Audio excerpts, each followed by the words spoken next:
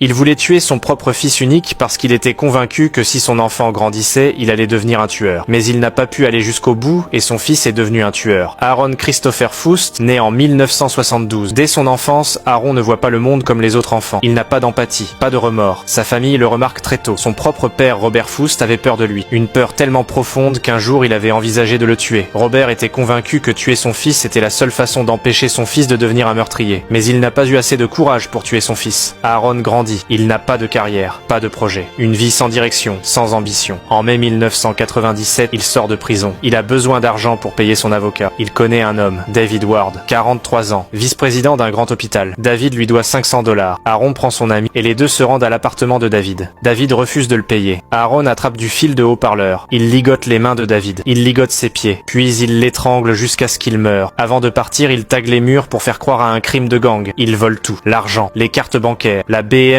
de David et la brûle. 3 jours plus tard, ils essaient d'utiliser la carte bancaire de David dans un restaurant. Il est arrêté sur place. Il est condamné à mort.